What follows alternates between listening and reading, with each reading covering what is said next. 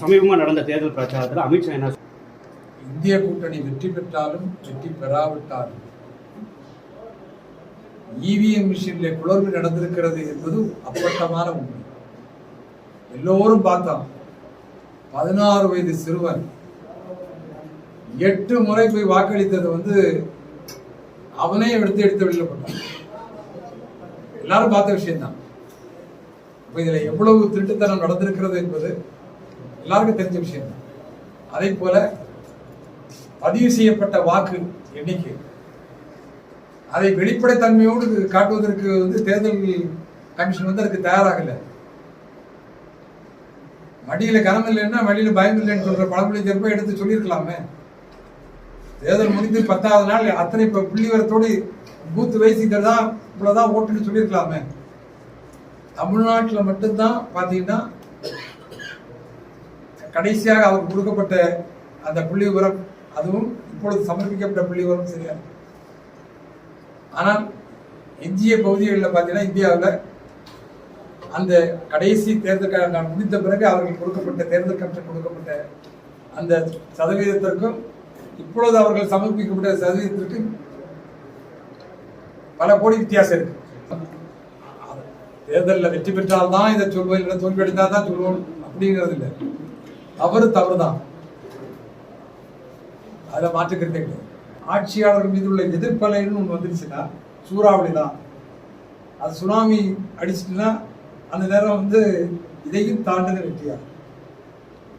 அப்படி இல்லாத போது சில நேரங்களில் தான் அந்த பிரச்சனைகள் அந்த மாதிரி நிச்சயமா ஆட்சிக்கு எதிராக சூழ்நிலை இருக்கு. ஏன்னா நீங்க பிரைம் மினிஸ்டர் அவர்கள் தேர்தல் அறிவிக்குவதற்கு முன்னர் அவருடைய பாடி லாங்குவேஜ், அவருடைய பேச்சினுடைய துணிகள், பேச்சில் இருந்த நம்பிக்கை, வேட்பாளர்கள் பிரச்சாரத்துக்கு போற வட மாநிலங்கள் பிரச்சாரத்துக்கு போற பல பகுதிகளில் வேட்பாளர்கள் விரட்டி அடிக்கப்பட்ட சம்பவங்கள் ஒட்டுமொத்த தமிழ் சமுதாயத்தின் மீது பழி சொல்லுவாங்க.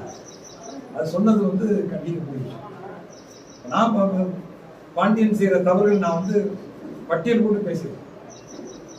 இன்னும் சொல்ல போனா நான் பத்திரிகையாளர் சந்திப்புல பாரதிய ஜனதா இயக்கத்துக்கு ஆட்சிக்கு சவால் விட்டுருக்கிறேன். அங்கே கொள்ளடிக்கப்பட்டு அதுல பெரும்பான்மை பங்கு வகிக்கிற அவரும் ஒரு தமிழர் தான். பாண்டியன் என்கிற அரசு நிர்வாகத்தை கைது வைத்திருக்கிற அவரும் ஒரு தமிழர் தான். இந்த இருவர் கூட்டணியோடு பிஜேபிக்கு தொடர்பு இல்லை என்று சொன்னார்.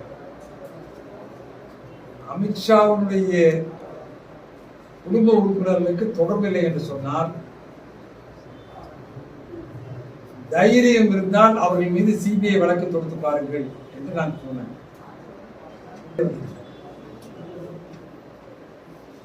குற்றச்சாட்டு இன்றைக்கும் நிலுவையில் தான் இருக்கு. குற்றச்சாட்டை இன்றைக்கும் நான் சொல்றேன்.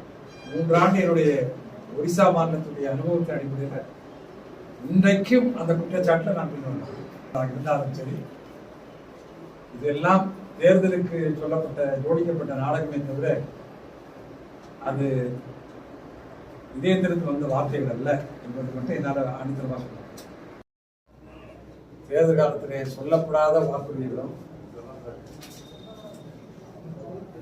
சுமார் இந்த திட்டங்கள் எல்லாம் செயல்படுத்துகிற போது சுமார் 7000 கோடிக்கும் அதிகமான சிறப்பு நிதி திட்டங்களாகத்தான் நான் பட்டியல் சொன்ன திட்டங்கள். ஒரு பாராளுமன்ற உறுப்பினர் தன்னுடைய சாதனையாக பாராளுமன்ற உறுப்பினர் தொகுதி மேம்பாட்டு நிதி நான் முழுமையாக செலவழித்தேன் என்று சொல்வதுதான் பெரும்பான்மையான பாராளுமன்ற உறுப்பினர்கள் அவர்களுடைய 5 ஆண்டு பணியினுடைய பட்டியலாக இருக்கிறது என்பதை நான் பார்க்கிறேன். இந்த தேர்தல் பிரச்சாரத்திலே கூட சில தொகுதிகளில் 5 ஆண்டு பாராளுமன்ற உறுப்பினராக அவர் பணியாற்றிய காரணத்தினால் 360 கோடி ரூபாய் திட்டத்தை கொண்டு வந்தார், 400 கோடி ரூபாய் திட்டத்தை கொண்டு வந்தார் என்றெல்லாம் மிகப்பெரிய சாதனைகளாக சொல்லப்படுகிற போது சுமார் 7,000 கோடி ரூபாய்க்கு அதிகமான திட்டங்கள் இந்த கிருஷ்ணகிரி பாராளுமன்றத்தில் என்பதை பணிவோடு நான் சொல்லிக் கொள்கிற போதும் ஏற்கனவே நான் சொன்னது போல பாண்டிச்சேரி உட்பட 40 தமிழ்நாட்டுடைய பாண்டிச்சேரி உட்பட 40 பாராளுமன்ற தொகுதியில் கடந்த 5 ஆண்டுகளில் ஒரு பாராளுமன்ற உறுப்பினர் என்ற முறையில் நடைமுறை அன்றாடம் அரசு நிர்வாகத்தில் நடைபெறுகிற செலவினங்களுக்கு அப்பாற்பட்டு திட்டங்களுக்கு அப்பாற்பட்டு சிறப்பு திட்டமாக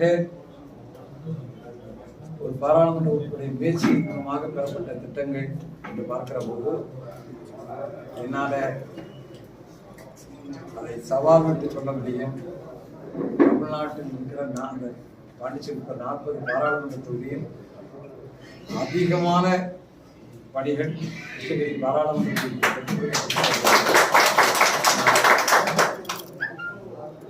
அறுதி பெரும்பான்மைக்கு நான் சொல்ல முடியும். இவையெல்லாம் இந்த மக்கள் அளித்த அன்பான ஆதரவின் காரணமாக பாராளுமன்ற உறுப்பினராக வெற்றி பெறுவதற்கு